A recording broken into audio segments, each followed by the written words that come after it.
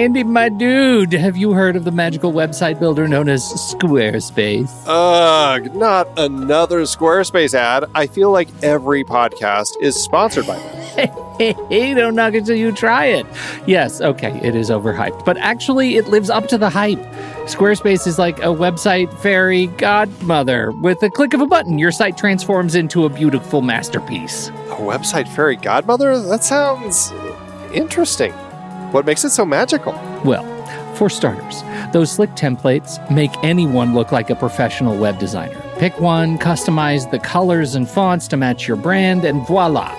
Plus, the drag-and-drop fluid engine is so easy, your grandma could build a site on Squarespace.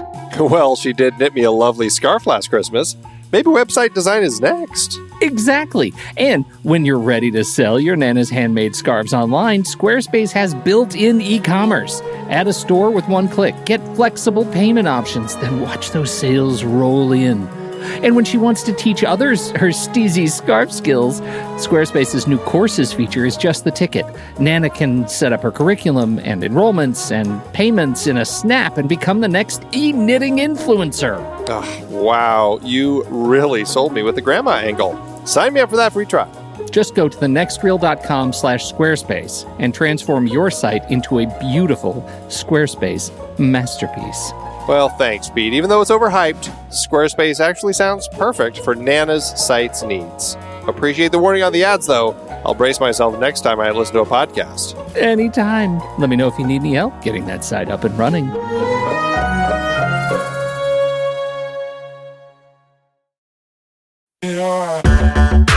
Andy, can you believe we've almost hit 700 episodes of The Next Reel?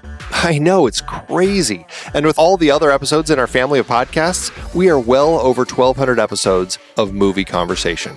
It's really pretty amazing that we've gotten to have these in-depth movie chats every week for over a decade now. And we couldn't have done it without our loyal community of film fans. Their support over the years has meant so much. For sure. That reminds me, we should give the merch store a shout out. Buying shirts from thenextreel.com/merch is a great way listeners can continue to support the show. Plus, they get to sport our great designs. Absolutely. I think sometimes folks forget we have a variety of shirts, mugs, phone cases, and more available. In fact, a great place to start is with a shirt sporting the Next Reel's logo. We also have that classic Fast Times Spicoli Surf School tee, or the weirdly popular Rusty's European Tour shirt. The one from National Lampoon's European Vacation. Why is that so popular? Search me, but we have sold a ridiculous number of those. I guess there are a lot of Rustys taking trips to Europe? We're always adding new designs based on movies we've covered, like our brand new design for a streetcar named Desire, featuring a streetcar named Desire.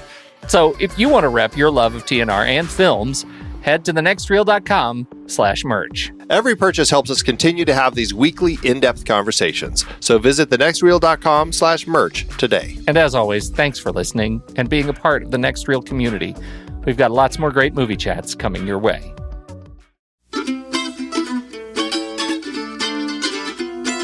This is The Next Reel, everybody. I'm Pete Wright, and that right there is Andy Nelson. Hey, hey, hey.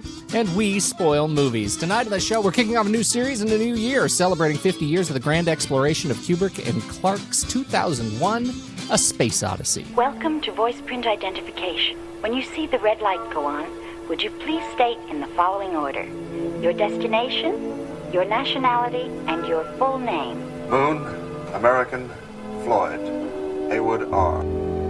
Thank you. You are cleared through voice print identification. Thank you. Quite frankly, we have had some very reliable intelligence reports that quite a serious epidemic has broken out at Cleves. I know there have been some conflicting views held by some of you regarding the need for complete security. Something apparently of an unknown origin. However, I accept the need for absolute secrecy in this. This is in fact what has happened. I'm really not at liberty to discuss this. We thought it might be the upper part of some buried structure, so we excavated out on all sides, but unfortunately we didn't find anything else. It hasn't been covered up by natural erosion or other forces. It seems to have been deliberately buried. 4-million-year-old black monolith has remained completely inert, except for a single, very powerful radio emission 3 weeks ago, the American spacecraft Discovery 1 left on its half-billion-mile voyage to Jupiter. The sixth member of the Discovery crew was the HAL 9000 computer. Everything is going extremely well. One gets the sense that he is capable of emotional responses. Well, hell, I'm dead if I can find anything wrong. No 9000 computer has ever made a mistake or distorted information. But, Dave, I can't put my finger on it, but I sense something strange about it. Just a moment. Just a moment. Do you know what happened? I'm sorry, Dave. I don't have enough information. Made radio contact with him yet? The radio is still dead. Hello, Hal, do you read me? Hello, Hal, do you read me? Do you read me, Hal? Do you read me, Hal? This mission is too important for me to allow you to jeopardize it. I don't know what you're talking about, Hal. This conversation can serve no purpose anymore.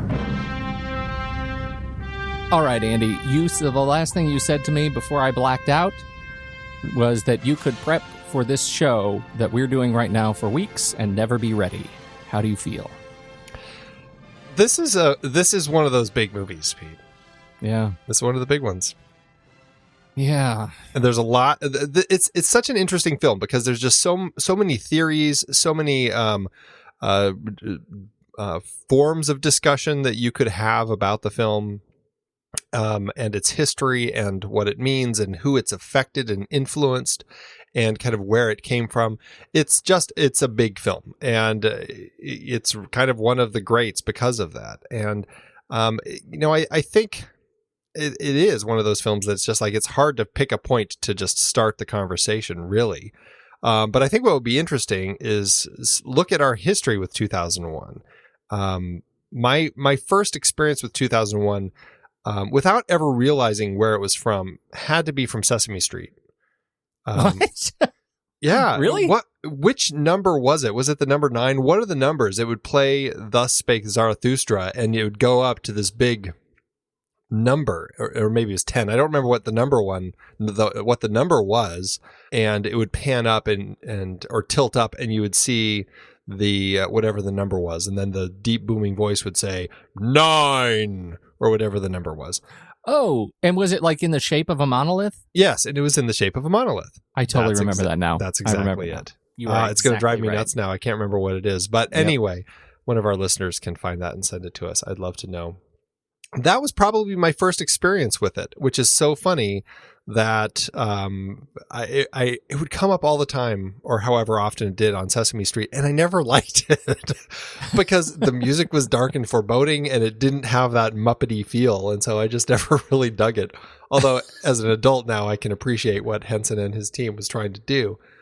And then I think my next experience was probably high school. My buddy, who was into much more thinky sorts of movies than me, we rented it, and he wanted to show it to me, and I totally passed out. It was definitely not something that I could sit through with my little high school brain.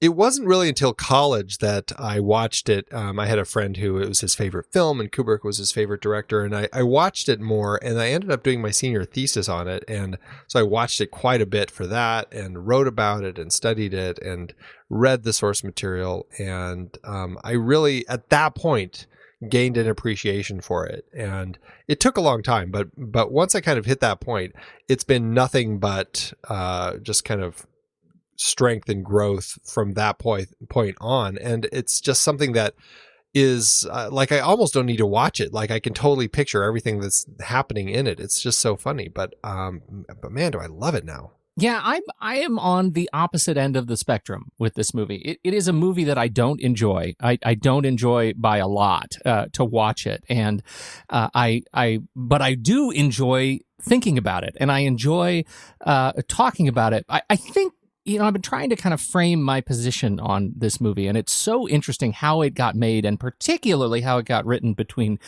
Stanley Kubrick and Arthur C. Clarke. What is original material in this case, right? That they were written sort of side by side, and to hear, the Kubrickians tell the story and to hear the Clarkians tell the story, they're essentially different stories about who sort of owned the narrative, but it was largely a partnership between the two, and that the book was, according to Clarke, intentionally sort of written with a head start. And I find that I am much more of a Clarkian fan of 2001. I enjoy the book so much more than the movie. And I think it's because it gives me so much of what Kubrick stripped away and what they elected to strip away in the movie. It still has the thematic elements, but it is a much more sort of, for me, an engaging narrative, something that I can really sink my teeth into and just really dig into. So I find it, I'm nervous to talk about it with you because I know how important this movie is to you, and it's not a movie I enjoy watching. It is a painful experience to me, even as I ingest and digest all of the source material and the theories and things that I like thinking about. And I find that there is a sort of cast of film lovers that diminish people like me when I say that it's too long and it's pretentious and it's troublesome direction, and this is the side of Kubrick that I don't like. I'm much more of a Dr. Strangelove than I am a 2001 Kubrick fan. That obviously they just say, oh, well, you don't get it, and you don't like challenging films, and you don't like to think. So, that's fine. You can go watch Jumanji again. I do like the story, and I like what it's trying to do. I just don't get the hue and cry about the quality of the film because I don't see it. It's interesting to hear. Obviously I disagree with you. Yeah. You'll note this is not one like the Ocean series where I just want to yell and scream a lot. I really don't. I am deeply interested to hear your perspective here. Well, it's so funny because I feel like I want to yell and scream after hearing all of that. But before that, breaking news, it was not Sesame Street. It was The Electric Company. Oh, man. And it was an animated... Here, let me read this. It was an animated short set in outer space and used to introduce segments involving a phonic. It was a large rectangular pillar of rock that was shown disturbed by aliens or astronauts, then shuddering and collapsing during a music bed of the entire opening fanfare of also Sprach Zarathustra. The letters of the phonic would appear from the clearing dust, and a basso voice would pronounce it, like I said. And similar, it would be things like, I don't know what phonics it would do, but anyway, that's what it was. It was the monolith segment. All right. So I was also a big fan of Electric Company, so I'm with you. I'm right with you. All right. It's so 2001. I totally get it. It took me a while to get into this film. It was not something that I found very palatable. It was not easy to digest. It's, I guess I would have viewed it probably early on as a thinking man's film. You basically have to sit there and think the whole time. I think it says it best when I brought this to the New Year's Eve party for our group of friends, going from 2000 to 2001. I'm like, let's put this on while we're sitting around. Andy.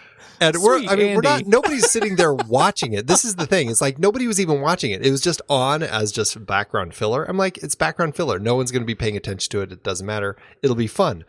But it wasn't, it was probably a half hour. And somebody finally said, what is this movie? It's been like a half hour and it's just a bunch of monkeys jumping around. So needless to say, the movie got shut off and they just put on music instead. So, Andy, I love that. I'm not sure. It says a lot about your party. It says just a whole lot about you, my friend. I know, right? I thought it would be a fun thing to do, but clearly the wrong audience. You have to know your audience, Pete. Read the room, buddy. Read the room. Oh my. So anyway, it is a film that takes patience to watch and requires a lot of thinking and just absorbing. It certainly is not a film that I would put on in the evening to watch because it will put me to sleep faster than most things. It's really, it is a slow, long film, and it's a very quiet film. There's hardly any dialogue. Yeah. Why do you enjoy that experience? The experience of putting on a movie that you love, knowing that it will put you right to sleep. It's a film that I enjoy because it's not that it puts me to sleep and I like that. It's a film that I get to revel in the opportunity to just kind of take in what Kubrick is doing and enjoy kind of the way that things are playing out and just have time to reflect on it as it's happening. And so, watching, like when I went to see the 70 millimeter presentation, it was a noon show and, or 11 a.m. I can't remember, but it was midday. And that was great. You know, I got to sit there and really just take everything in on the big screen and just absorb it. And like that is the way to watch this movie, where you really get to just kind of sit and see what's happening and kind of revel in the storytelling. I think there's a lot of interesting things that Kubrick is doing here. And don't get me wrong, I love the book too. I think that the way that Clarke wrote it and the additional material he has in it is really interesting. I guess I just enjoy what Kubrick did leave out. Unlike you, I'm very much the flip side. I think it's fun that he left a bunch of stuff out and kind of forces you to, you know, have to stew on this one a bit more and kind of come up with theories. Yeah, that's not why I go to movies generally. And I should say, I mean, I think, you know, after 7 years of doing this, I like talking about movies and thinking about theories and looking at what these things are saying. This movie is so heavy on that spectrum that I lose interest too quickly in the narrative itself to be able to engage in like thinking about it. Like when I go to sleep in a movie, I feel like that's a sign of weakness in the film, not in me. Well, to be fair, I fall asleep in movies all the time. Well, if I start watch anything, them at 1 a.m, man. If I start anything at 8:00, I'm guaranteed to fall asleep. That's the old man in me. I just can't take it anymore. But that's a tagline for this movie, 2001. You've been falling asleep to it since 1972. You know what I mean? Like, well, I mean, maybe it's telling that the very first time I did try watching it, I totally fell asleep. Exactly. But I don't know. I guess I do like this type of movie. It's funny because people would probably compare this movie to things like Malick's Tree of Life. I was just going to say that. And you are not a person who is in the Tree of Life camp. I am not in the Tree of Life camp. I am very much not in the Tree of Life camp. Here's the difference, though, I think. I think Malick likes to make films that are much more of a tone poem type of film, that bounce around different times and places and have people saying like poetic things that mean something, I suppose. But it just feels very much like he's taking That was a nice dig, by the way. You like that?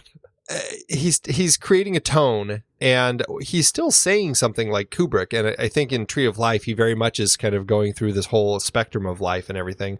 But it's that poetic version of it that I really just have a struggle with, because I don't dig that type of metaphorical poetry where there's all sorts of like dinosaurs and then Jessica Chastain swinging upside down and then whispers. And it was like beating my head. And I'm sure that some people feel the same way with this film. But I guess this film is enough of a straight story from beginning to end that I can watch it, and it's just a journey. It's just a quieter journey, and it's one that allows me to think more about what's happening. Does that make sense as far as the difference there? Yeah, no, it absolutely does. And that is a fair and I think just definition of why you are attracted to this over the other. I want to get into a little bit of what you find Kubrick is doing that's really great here, because I feel like we have had conversations on this show where some of the violations of pacing and and shot length and things that are in the pure production of it, we have called out as pain points. Where the film could have been more efficient, could have told the story in a more efficient way.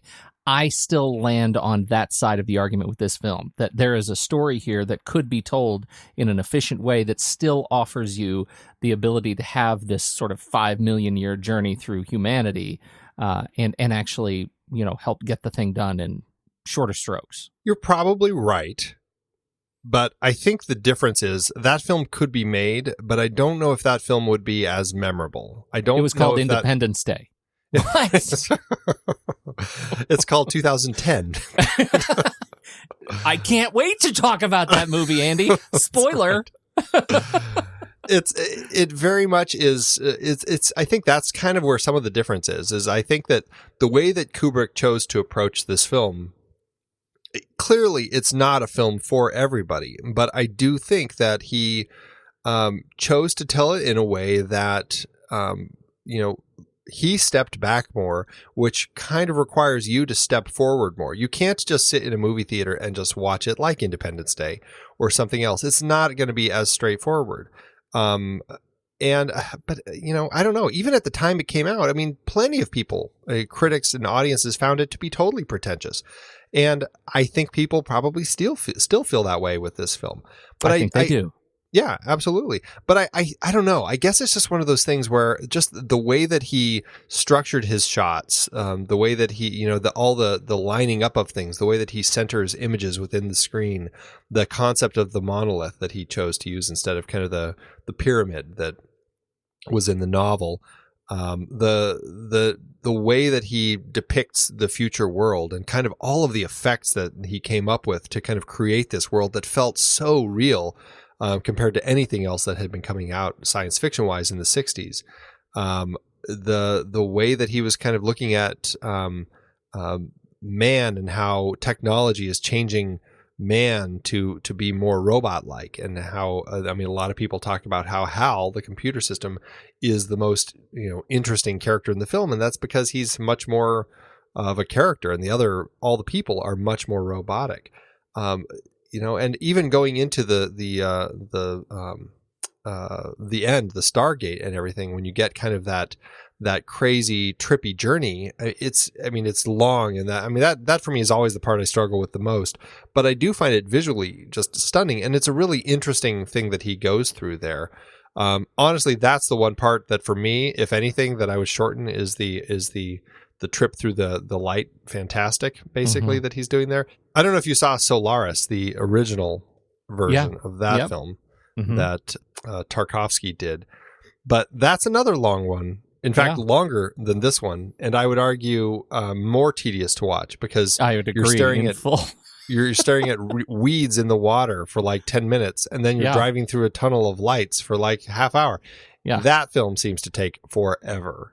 Which might be the reason that I have not journeyed through any other Tarkovsky films, because it's a real struggle. Right. Hard work. But I feel like by the time I get to that point in the film, toward the end, when we're hitting kind of that Stargate, I feel like, he's done so much great stuff up to this point that, I'll give that to him. And it ends up being fine to go through that journey with Bowman as he's kind of flying through it, only to come out on the other side. And I don't know. I like it. I find myself drawn to it more and more every time I watch it. Talk to me about your favorite sequence. We don't really have a deep scene dive here, but this movie has a number of key sequences, and they're all sort of anchored around the monolith.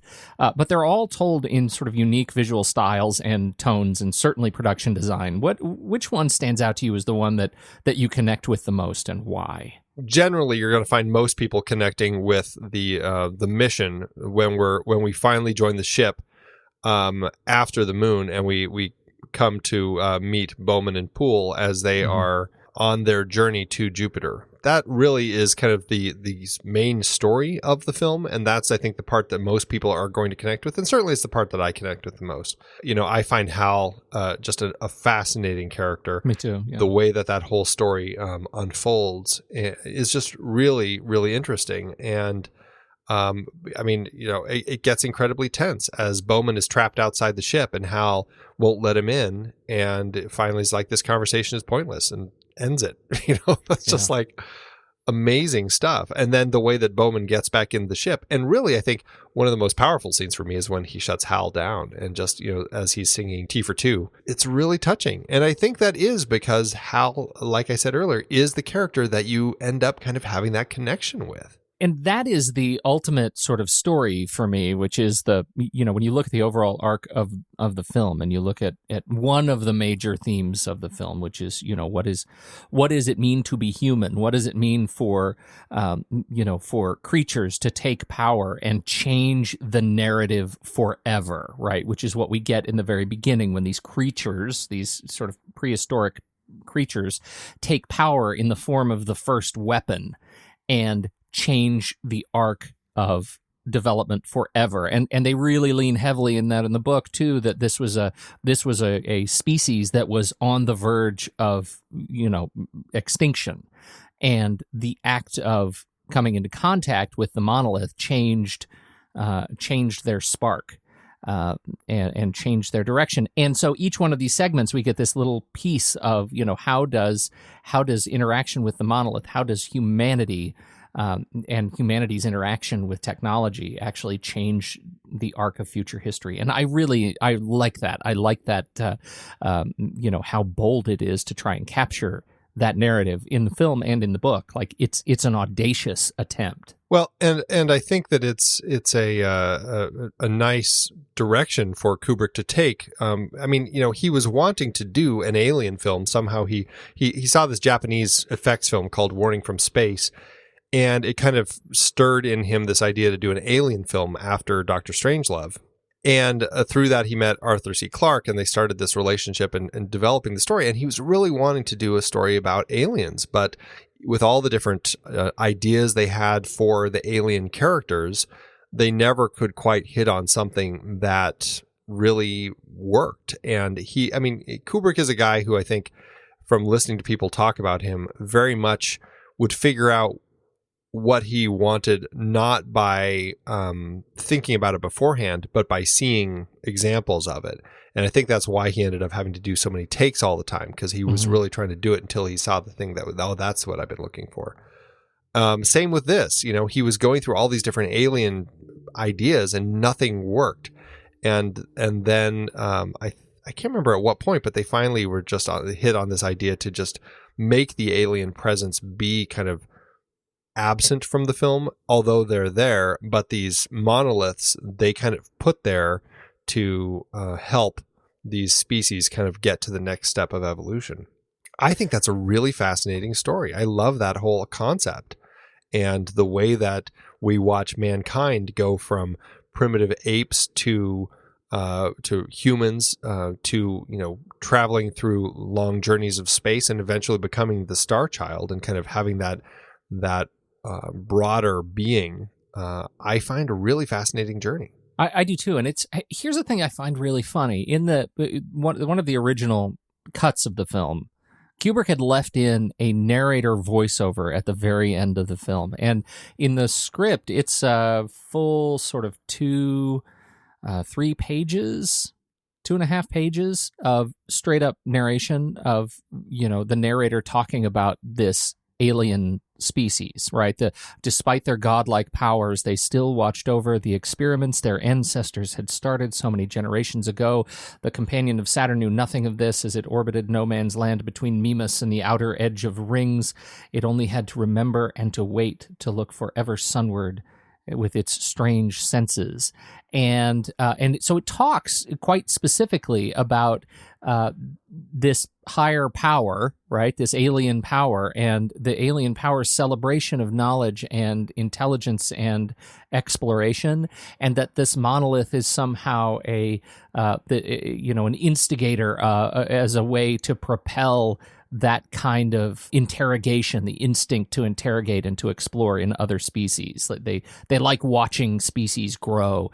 And Kubrick left that in the cut, according to my understanding, until the financiers had seen the movie and then took it out of the final cut, which I think is funny and ironic, and I don't know if it makes the movie better or worse. I wonder if that is the version that he played on the Road Show, because when he first released it, it was longer, and it wasn't until it premiered, and then I think it started its Road Show that he went in and cut out a hefty chunk.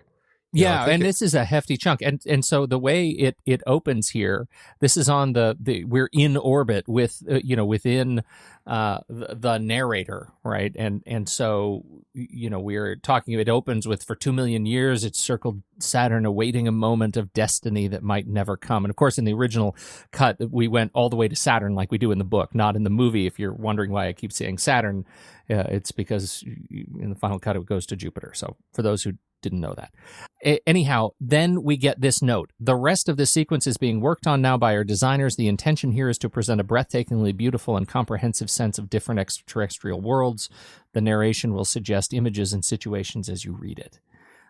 And so then we launch into this massive sort of treatise that is in there that really describes very clearly what this whole thing has been about. Yeah. And it absolutely changes the tone and tenor of the movie. And I think it's for people who love the movie, generally it's at the expense of the book, which leaves a lot of this in. Well, I mean, I haven't read the book since college. I do remember liking it quite a bit. And at the time, I felt like, the book definitely helped me get a better grasp of what was happening in the film.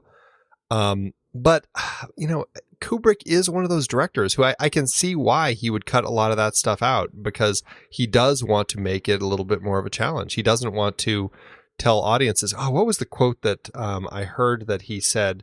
Somebody asked him, why he does stuff like that or something. And he said something like, it was a reference to Mona Lisa. And yes. He said something about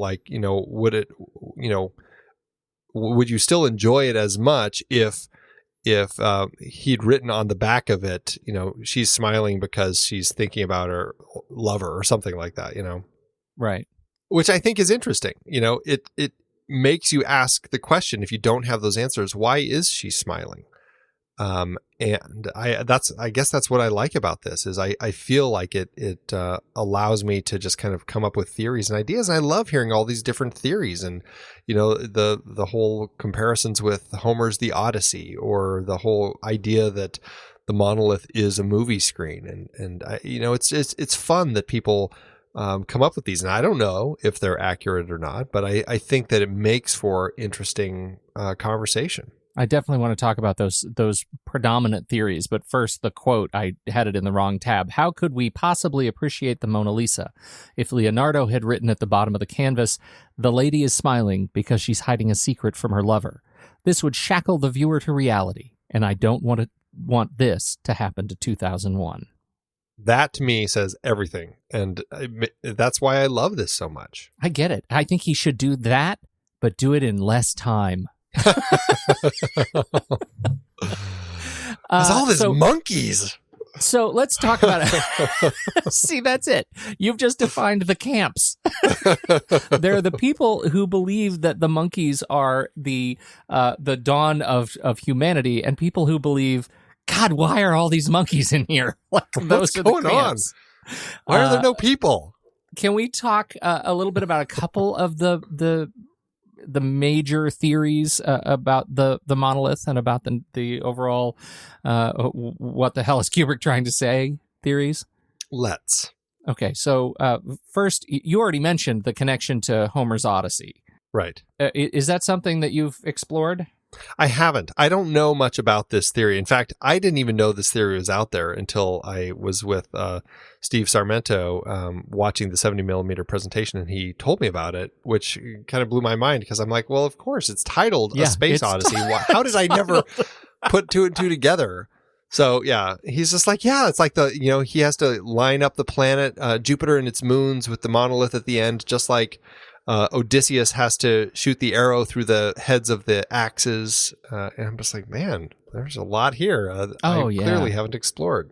Well, and the parallels also, you can use Joseph Campbell to get to the thematic connections between the two really nicely. And the big connections are, supernatural aid. We have this aid from this other, outside force. We have, we're stuck in the belly of the whale, this abandoned ship in space, and, atonement with the Father, ultimate boon, right? That's the holy grail. We achieve the star child, we finally complete the journey. Like these are wonderful thematic connections in the hero's journey, and if you explore these three properties, it's like a puzzle that fits really beautifully together between the Homer's Ground Odyssey. Maybe it's because they should have called it the Sea Odyssey. Then I would have totally clicked Space Odyssey. Yeah. Well, Hal is the Cyclops. Yes, Hal. Absolutely, Hal is the Cyclops. The other is one that was is a theory of the monolith that was sort of, pushed forward by Rob Ager and his work on demystifying Kubrick's work. And he says it's all about the screen, baby. We all should be watching 2001 as if we're watching it on Instagram in portrait. Then we would get it. Well, I don't know if he's quite saying that, but he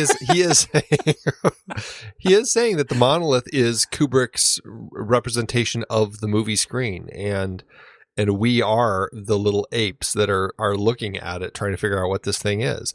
And I mean, he has a very extensive theory, and I believe he's got a DVD out, or not a DVD, but a digital file out where it basically like 45 minutes or something of really kind of getting an in-depth look at this theory. And I mean, he really pulls it out, and it's pretty interesting.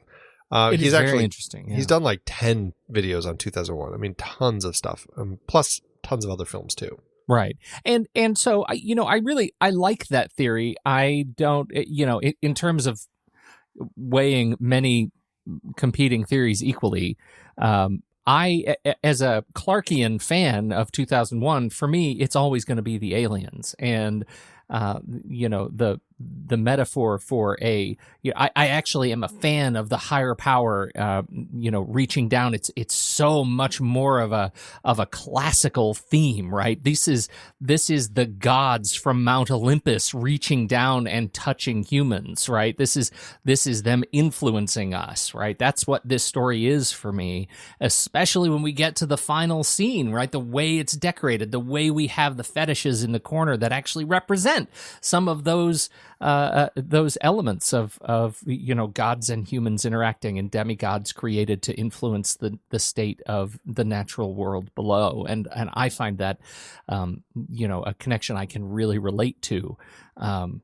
I feel like the television screen thing is probably more Kubrick and certainly less me.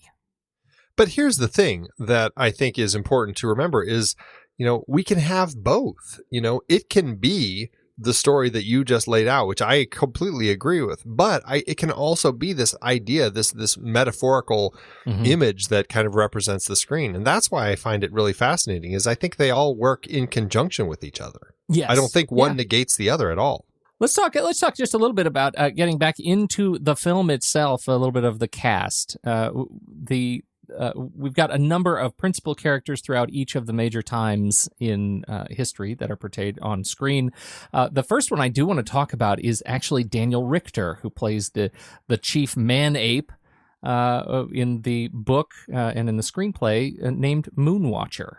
Daniel Richter came to the film as he was, I think, a mime and a dancer. Right. And actually came to act as a consultant with Kubrick, and didn't realize until he was in the middle of essentially an audition that he was actually auditioning to be in the film.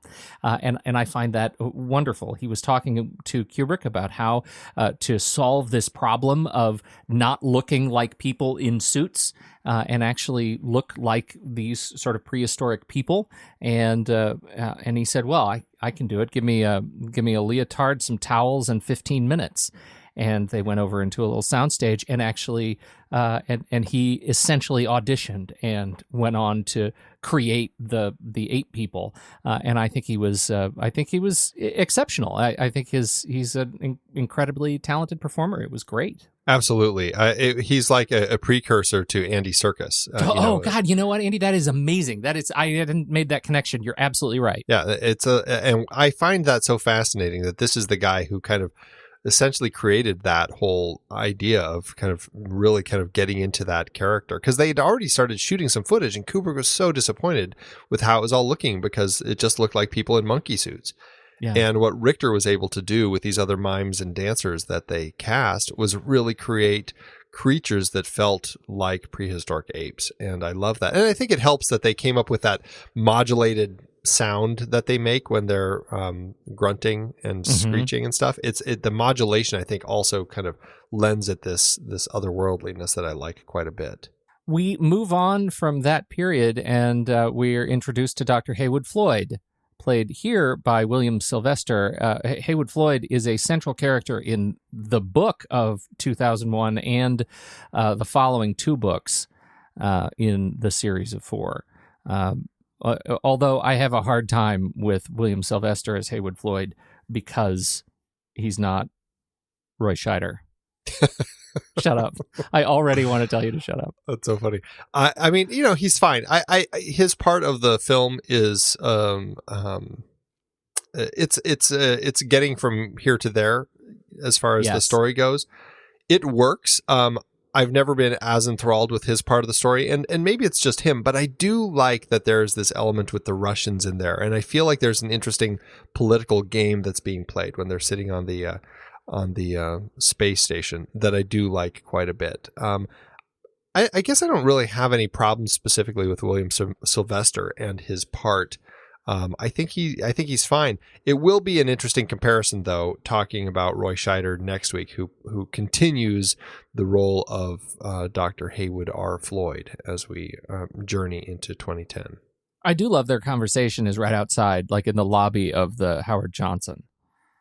Like we could do an awful lot of deep sea diving on just some of the brands that get thrown by, right? Which is wonderful. And Pan Am, right, and it is of note in high tech legal circles that in the big Samsung, Apple, iPhone design legal dispute that ran for years and years. I think it's still running. Like, one of the things that got thrown out was Samsung trying to prove prior art by showing that essentially Kubrick and the production design team of 2001 invented the iPhone and iPad long before Apple ever did, because it's in this movie, right? It's the screen with your face lit up from the screen, sort of that reverse shot, and there's some wonderful little notes in there that I think are playing out today. So we move from there to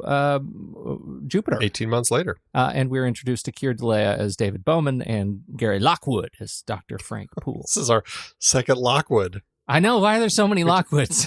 We just had, I guess it was back in June's film board with Lockwood and Jurassic World. Ben Lockwood. Gary Lockwood. Gary Lockwood. That's awesome. Yeah, so here we are on Jupiter, and we've got three people who are asleep. The engineer scientist people are asleep, and we have Keir and Gary as Dave and Frank, and Douglas Rain is the voice of the HAL 9000. This is where it happens. I really enjoy the performances here, and I actually really enjoy kind of the robotic, still stiff performances given by our guys here. I think that it says a lot about what Kubrick was seeing about how technology is affecting people and the way that he chose to have these two actors perform. It's really fascinating watching them react to videos when they're getting messages from home, or when they're being interviewed, or when they're talking to each other. They're just very stiff and robotic, and I find that so fascinating. And even HAL 9000 is obviously very robotic because he is a machine, but the way that HAL ends up kind of having this breakdown and kind of having to kind of keep secrets basically from these guys, and puts the machine into the situation where it ends up having to basically kill them all so that it continues mission, is so fascinating. So this definitely is the bulk of the film, and it's great. Keir Dullea, I think, is just great as Bowman. I love seeing him through the whole thing. I love him all the way as he goes through all the different ages at the end and finally becomes the Star Child. Really interesting stuff. Gary Lockwood, I think, is fine as Poole. He's the lesser of the two. But I do also have to point out that I totally, so many people have been influenced by Kubrick, including me.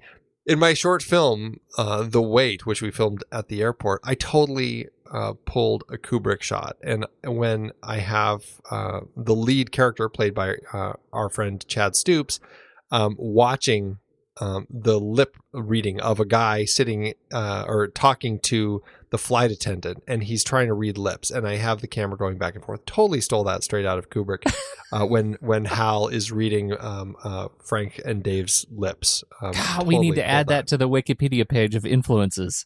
Oh, we should totally should. I can't believe that's not already there.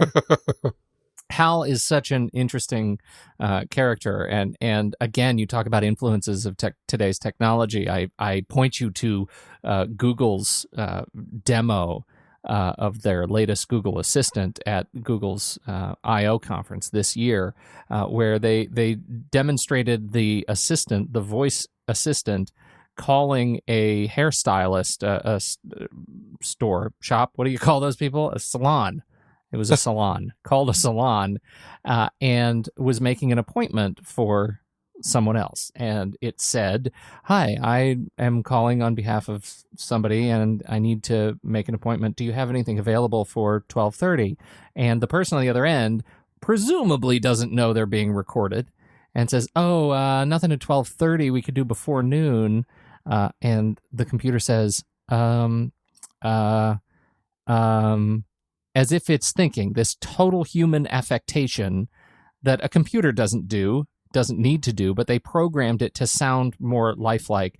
And I found it rather jarring listening to Hal say things, "I'm afraid I can't do that, Dave." Like those kinds of that sort of syntax is exactly what engineers right now are trying to duplicate, to sound more human. And I think that's the thing that makes people say that Hal is the most human character in here, because it was designed to be something that we as humans could relate to. That's what Google's doing right now, and it's kind of scary. It is very scary, which I think also goes to show what they were thinking about as far as where technology would be by 2001 when the film took place, and what is kind of in place, and or what was at least close. I think they came up with some really interesting precursors, and I think that's definitely one. The artificial intelligence is getting pretty frightening, and Hal is a great interpretation of that from 50 years ago. And it's one of it is, I think, the central element that prevents this film from being from truly dating itself. That Hal is still something we haven't quite figured out, but it's so close. Is one of the elements that allows this to continue to be approachable to modern audiences who like to think real hard and can stay awake long enough to get there. Oh, you're terrible. From there, we continue into space. Dave Bowman goes out and sees himself and himself and himself and himself, and he is a middle-aged man, an old man, really old man, and a baby. A baby is space baby. Space baby. Well, I think they should have made the sequel, and it should have just been called Space Baby, but with an exclamation point. Maybe space with a comma there. Space, baby. Okay. I want to talk about this sequence because I think it is fascinating the way... this is the only sequence when he's in the room, the neoclassical disco bedroom. Yeah. This is the only sequence that I think is actually can demonstrate what I would call efficiency in storytelling. Oh, I see where you're going with this. Here we have essentially we have an objective in this sequence, right? To have this exchange between the to get Dave into this sort of the Star Child place, right? We need to get him. We need to change him, and we need to have him answer some questions about himself. And we could do it in a highly linear way, but instead we have Dave watching himself in different timelines at the same time. Am I saying that right? Well, I guess you can interpret it that way. Interpret it the way you want to interpret it. Well, I think that can very much make sense, especially if you look at it like, how Christopher Nolan took Matthew McConaughey at the end of Interstellar, right? It's all of a sudden, you could also go through time, and that's kind of what could potentially be happening. Maybe that's why this trope feels very familiar to me. It's possible. It's possible. Yeah. It also is just one version of Dave that we see kind of popping through time as he's aging and as time is wearing on, until he finally is able to kind of piece things together and figure out what's going on with these aliens and stuff. And he's aging through the rest of his life while at the same time, it's almost like he's there for no time at all, as he kind of comes to a realization who these aliens are. And, one interpretation is that when he knocks over the wine glass, that is him kind of sensing the aliens finally, and somehow reaching for them and kind of finally taking that step to grow and change and become the Star Child. Yeah, I can see that, and I think that sort of works in parallel to the way I'm looking at it. Either way, it happens in a very efficient manner to get him to that realization, and I think it actually really works in this sequence. I mean, this is a sequence that I think is well earned, particularly after we have gotten a chance to get to know Dave Bowman in the context of his relationship with Frank and Hal. Yeah, it's very interesting. Do you want to take on Space Baby? It's a representation of a new birth, is what it is, right? It's a new consciousness that Dave Bowman has essentially become by gaining this additional knowledge from the monolith and from this alien race. He is able to kind of move forward in evolution and become kind of the next step. And now he is a new being in this next step, which is what these aliens are essentially. And it is a being that can travel through time and space and everywhere. And so he returns to Earth as kind of the Star Child and is observing it at the end.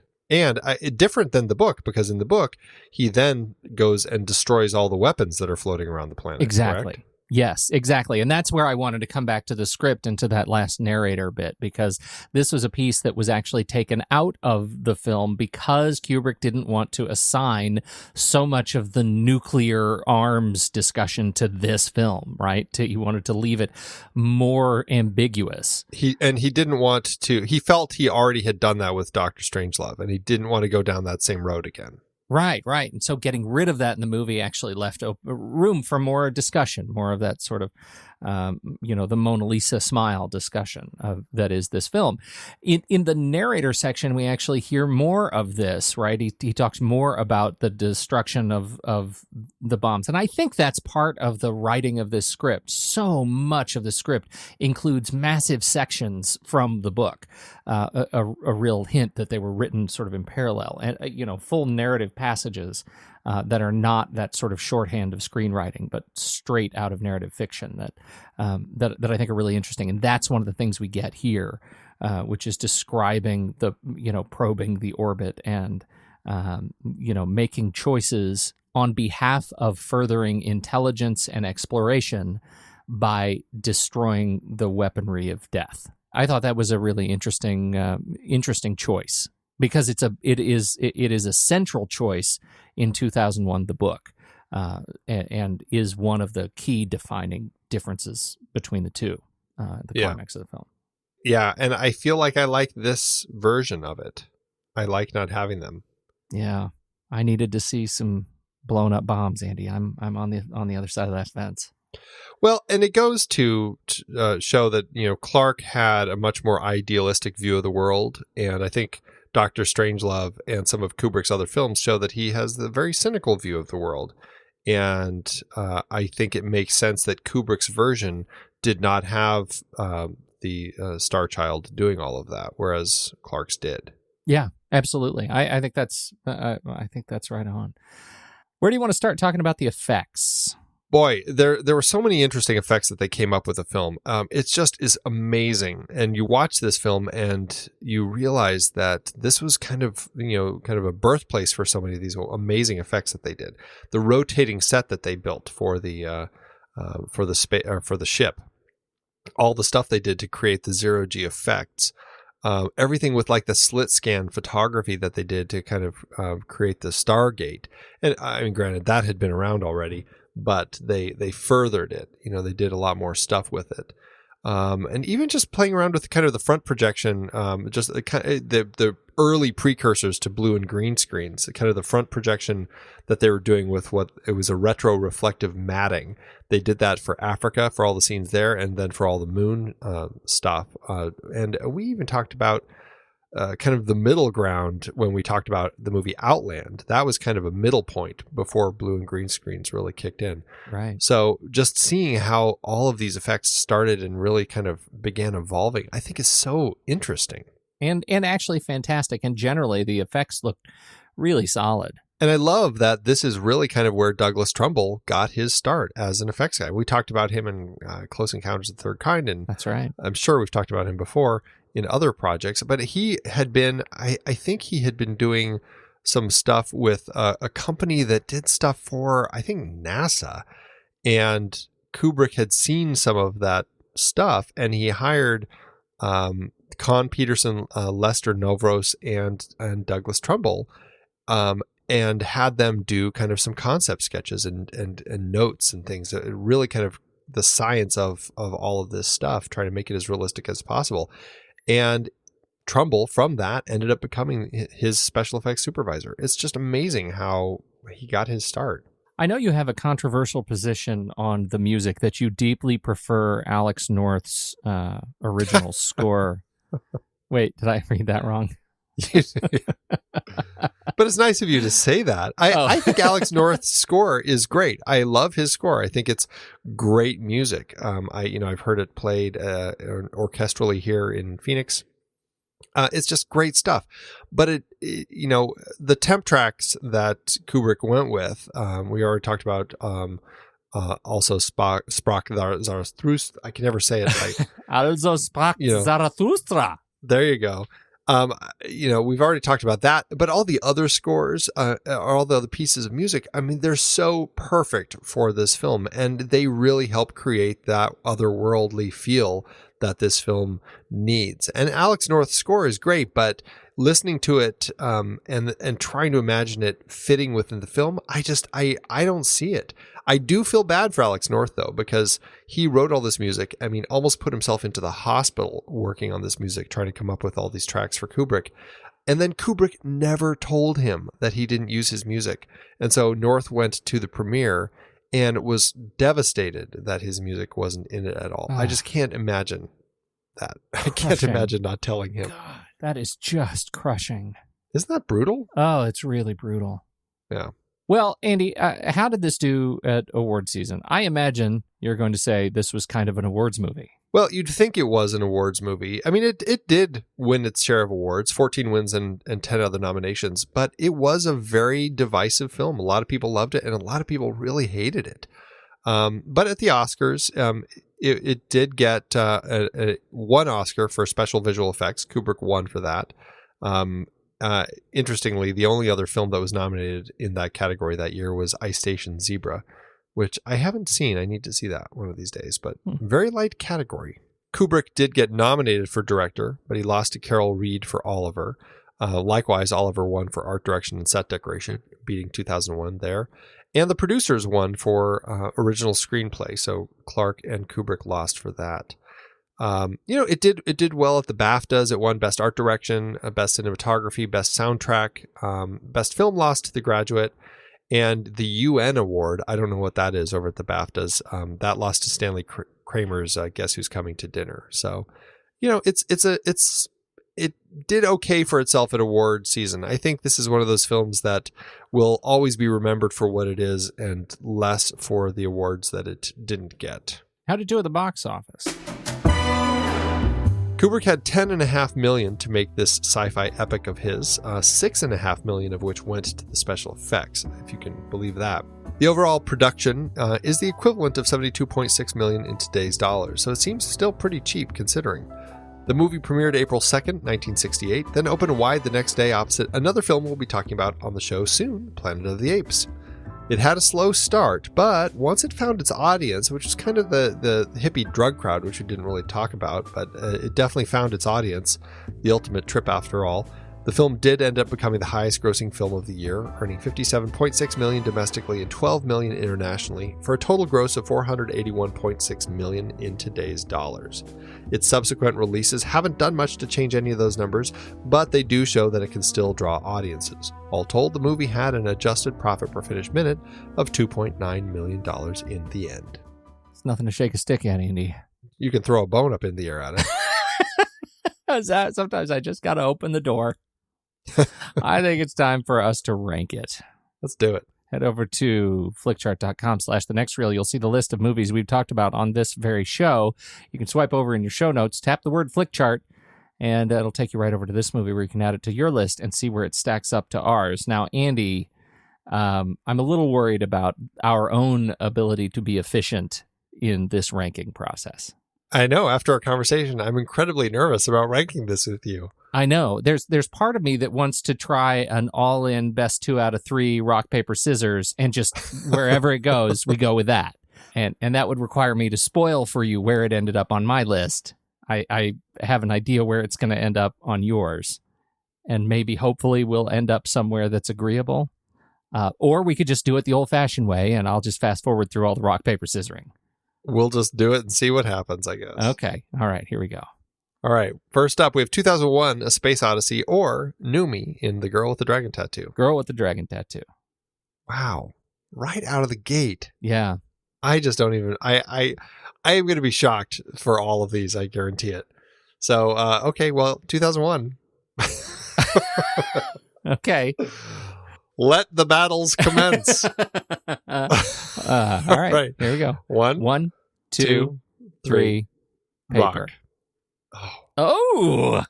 That is so wrong. Things are looking up. So wrong.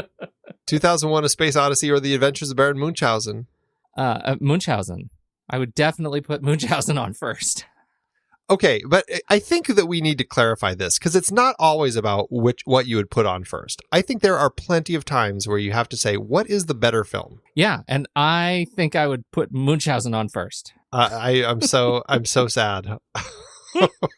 See, that's why, Andy, I feel like I am going to be such a ridiculous spoiler on all of these. Like, we're truly living up to... I'm getting it. Yours is at the bottom 10 of your films, and or something. I mean, it fell to the bottom so quickly. I'm so shocked at that. But okay, let's just do it. I just want you to know, I don't think this is a good idea, and I don't think it's fair, but we'll do it. But what are we going to do? Like, there's no other way around it. I know. I don't know what to do. We've spent 7 years locking ourselves into this. It has all come down to this. This is why Flickchart fails us. Here's where the real failure is, Pete, and I'm sure it's this way on your own chart, is if 2010 is better than 2001. And I feel like I already know the answer, and I'm so afraid to talk to you next week. We shouldn't probably speak right now about it. But yeah. I feel like that this movie, I don't enjoy my experience of watching this movie. I would rather pick up the book in any day. Like, that is my choice. I don't enjoy my experience of watching it. I really enjoyed my experience of talking with you about it. It's not a movie I enjoy watching. So there we have it. And I don't think it's fair, because I do think that there is enough in this movie for the people who do love it, and for, grand Kubrick fans.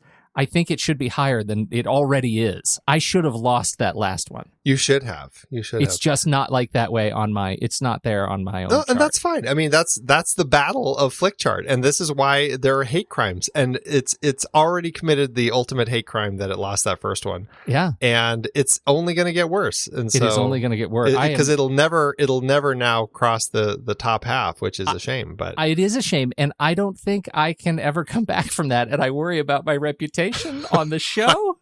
I do too. I am scared. That's okay. Is it, Andy? I don't think you know how hard this is going to be. Well, I'm about to find out. Let's do this. All right, ready? Yeah. One, two, three. Paper. Rock. Oh, Andy. Curse this gift I have. Okay. 2001, A Space Odyssey, or Giant? Jeez.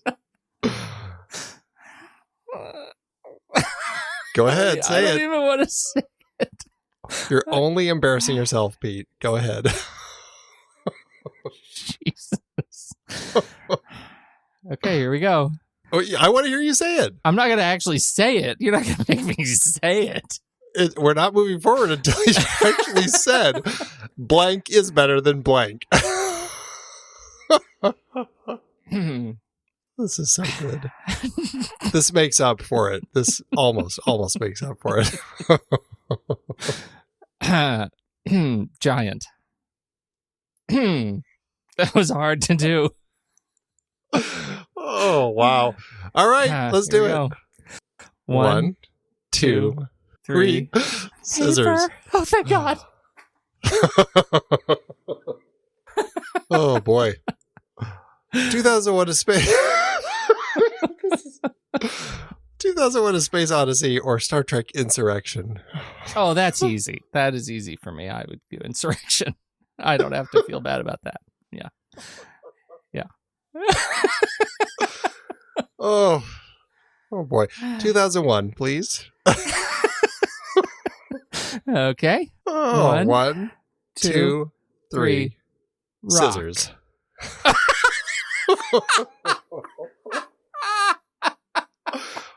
Oh. God.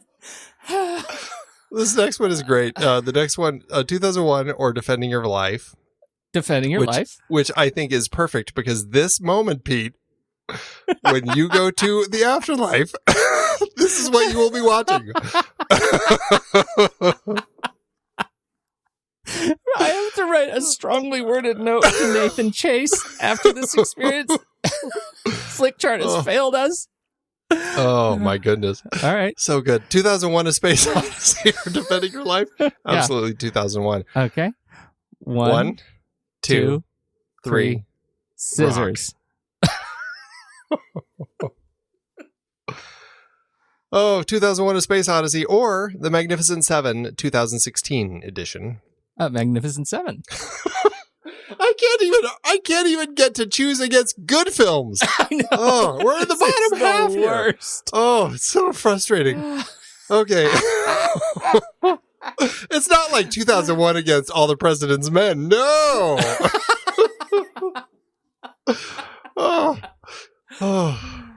Okay. Here we go.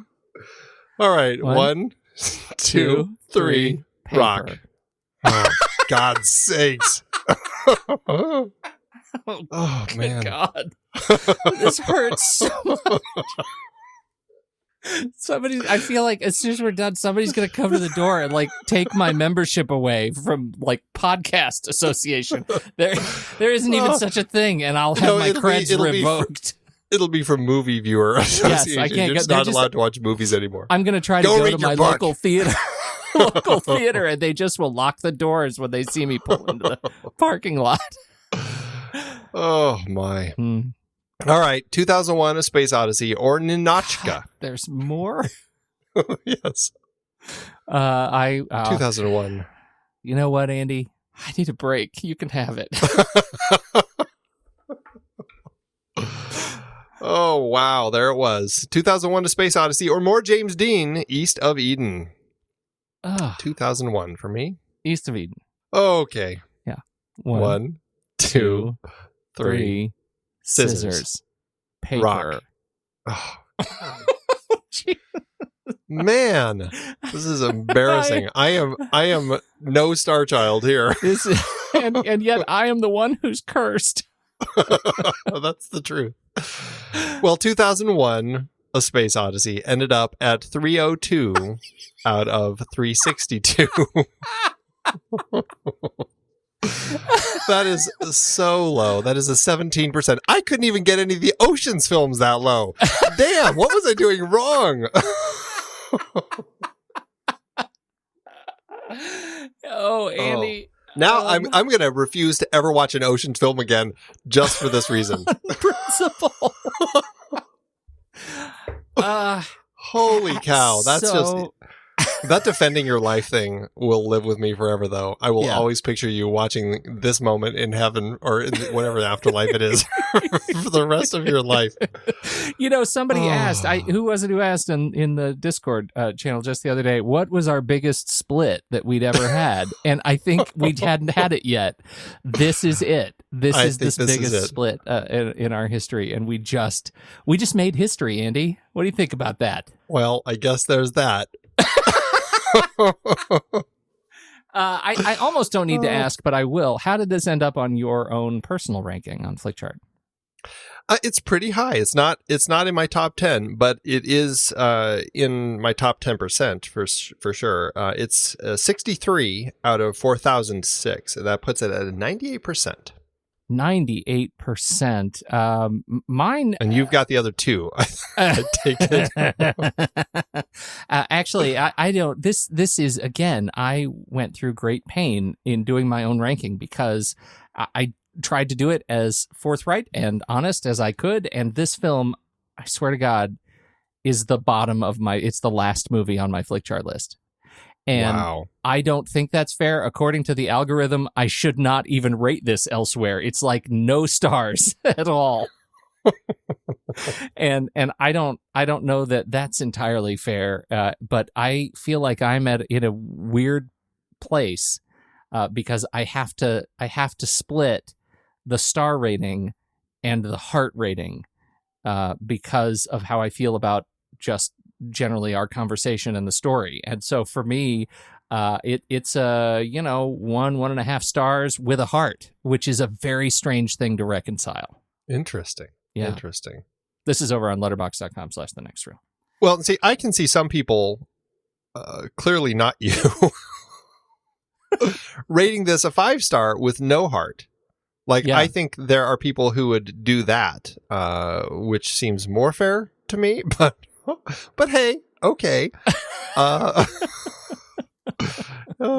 So that I'm definitely a 5-star and a heart. 3.25 is where it lands. 3.25. So that puts it at a 3.5% or 3.5 out of 5, which I know. And I'm sorry. I feel like there's a disturbance in the force.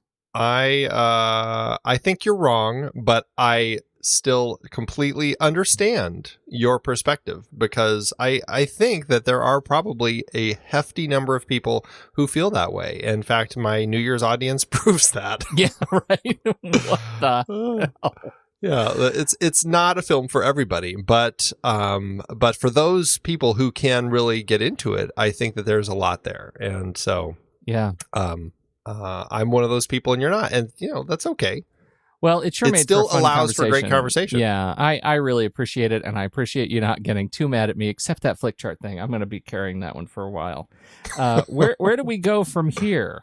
Oh. Well, we are going to be jumping to 2010, which Peter Hyams wrote, produced, directed, and shot in 1984. This is based on the 1982 book that Arthur C. Clarke wrote called 2010 Odyssey 2. And then, of course, he followed it up with 2061 Odyssey 3 in 1987 and 3001 The Final Odyssey in 1997. 2010 is the only film that had a cinematic version told. I have never read any of the sequels. I had only seen 2010. Had you read any of those other books? The first two. I haven't read the last two, but they're all easy reads. I'm going to try and bust through the series before we talk about 2010. I'd like to see how it ends. Clarke has been adamant that 3001 is the end of the story he started with 2001. I am very curious how he gets there, how he is able to wrap up such a broad story in such a short time. So, I should not say in short time, in a very long time, but a short number of pages. Right, so they're very short books. They're very short books, and so I'm looking forward to that. I think that's going to be a fun little exchange. Well, yeah, and it'll be a fun rest of the year, because for the next 6 months, pretty much, we're looking at films and series that started in 1968. Or we're all in 1968, and so it's going to be it'll be fun, and I think 2001 is an interesting place to start, and we'll see how the rest of the year swings. 1968, you come a long way, baby. 50 years, star baby! Exclamation point. Well, and if you want to hear more of us, but you can't wait until next week's show, you can support us over on patreon.com/thenextreel. There you can get access to our exclusive members-only weekend show, The Saturday Matinee. We talk about movie news and trailers, and we go head-to-head in our weekly challenge, in which we put lists together of movies related in some way to the movie we're discussing that week. I'm sure one of our categories this week will be movies that we hate. There's all sorts of other goodies, too, if you support us at different levels. So just head on over to patreon.com/thenextreel. You can learn more about us at thenextreel.com, subscribe to the show in your favorite podcast app, or follow us on Instagram, Facebook, and Twitter at The Next Reel.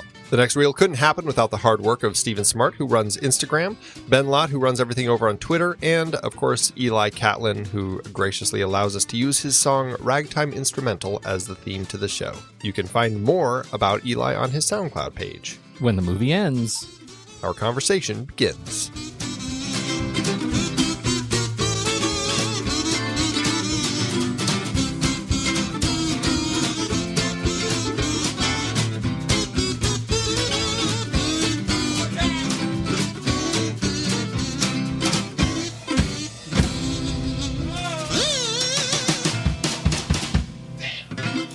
Amazon giveth, Andy. As Amazon always doeth. Amazon, in this case, has giveth many, many thousands of 5-star reviews. As you know, I have a 5-star review in my future because I rated it very, very low. Yes, you did, Pete. You rated it in last place. Let me just reiterate. And I feel like I need to defend myself yet again, even though just seconds ago we did this. It would not have been that low if it weren't for Flickchart hate crimes, one after another after another. There are other movies that I don't like more than this movie. That's just stated fact. Nobody took a crap on a suit in this movie. Okay. All right. Well, there's that. I do have a 5-star review, and I would like to share it with you now. Please. 5-star from Charles. This is very recent. This was just a few weeks ago. This is the film that launched my interest in real science fiction from real masters of science fiction, as opposed to, quote, space fantasy of Star Trek and Star Wars, for example. When I first saw this film, new in the theater, at the age of 8 years old, I was mesmerized. Of course, nobody who saw the film at the time could understand its ending. I was no different, and I immediately went to the library looking for answers in the works of Arthur C. Clarke. This essentially activated my appetite for Clarke, Asimov, Matheson, Pohl, Bloch, Ellison, etc. et al., which is one reason that I and many others consider 2001: A Space Odyssey the greatest science fiction film of all time. Its special effects blow away even modern competition, and there's no one who can emulate or surpass the way Stanley Kubrick frames a scene. It's like Kubrick is experimenting on your brain as you watch. Superb. Wow. So, agree to disagree. Well, my review is a 1-star, but they also use the word superb, Pete. That feels like me. 1-star by Marco, who says visually stunning, superbly boring. I can't help but think that you have to be the product of a much older generation to fully appreciate this movie. Our culture has morphed greatly over the decades since 2001 was released. Our perceptions of the world around us are different than those who were around in the late 60s, so watching 2001 for us in the newer generation is like looking back in hindsight at the minds of generations past. Having said that, 2001 is the worst movie I have ever seen. This is 3 hours of the most boring, uninteresting cinema I have ever witnessed. The vast majority of the film is pretty pictures set to elevator music, with mostly everything happening in what seems like real time. Some examples? 1. Want to know how long it takes to exit a spaceship for routine ship repair? For effing ever! 2. How about the same scene of the moon rotating in the same damn window framed in gray with no edit or cutaway for 10 damn minutes with the same damn music playing over and over and over again? 3. Do I need to know and see that it takes 5 whole minutes for a hatch to open up in space? Do I? Really? And how many times do I need to see it? Was once not enough? Add in 30 minutes of Dave unplugging/killing Hal, 25 minutes of astronauts holding their helmets in pain from the annoying alien dog whistle radio signal with accompanying choir/orchestral music, a 15-minute intermission of screeching madness against the pitch-black monolith of the TV screen, a 40-minute trip through a crayon-colored time-warped hyperspace Doctor Who tunnel with still shots of Dave trying out for Madonna's Vogue video, and 2 or 3 months of real-time space flight with elevator music, and you have the dullest movie ever made. I love that so much. Oh, dear. Thanks, Amazon. It is hard to believe that we have been having in-depth weekly conversations about movies since 2011. So many great movies, so many great conversations. But it's a lot of work. Producing this show week after week does require a lot behind the scenes. If you'd like to help support our efforts, one easy way is by using our Originals page when shopping for books and movies that we've covered. Your purchases made through our links give us a small commission at no extra cost to you and allow us to keep having these great discussions. We had some great films in Season 8 that started their lives as books or plays, and you can find all of them on our Originals page at thenextreel.com/originals. That's the site where listeners can find links to purchase all the source material behind the adapted films we covered. from season 1 up through our current season. For part of season 8, we had a series celebrating the 50th anniversary of films from 1968. We talked about 2001 and 2010 for our Odyssey series, both adapted from Arthur C. Clarke's novels. Man, the second one was so much better than the first, right? Don't you even get me started. Need I bring up Under the Cherry Moon again? Yes, also so much better. Wait, no, that's not what I... Planet of the Apes kicked off its series based on the novel by Pierre Boulet. We covered Danger Diabolic and The Detective, adapted from novels for our 1968 crime films. Wait, wasn't that The Detective the prequel to Die Hard? They were both written by Roderick Thorpe, and yes, it's the same character in the books. I can't believe they even asked Sinatra if he'd be in Die Hard. That would have been weird. Once Upon a Time in America was part of our Leone Once Upon a Time trilogy, adapted from Harry Gray's novel. And we looked at 1968 Best Picture nominees The Lion in Winter, Rachel, Romeo and Juliet, and Oliver! We also had an Ingrid Bergman series with adaptations like Spellbound, For Whom the Bell Tolls, Murder on the Orient Express, and Gaslight. We haven't talked about Gaslight. Stop gaslighting me! Dive deeper into these books and more adapted films at thenextreel.com/originals. Every purchase supports the podcast. Get the full list of adaptations that we've covered on all the Next Reel family of podcasts and start your next read today at thenextreel.com/originals.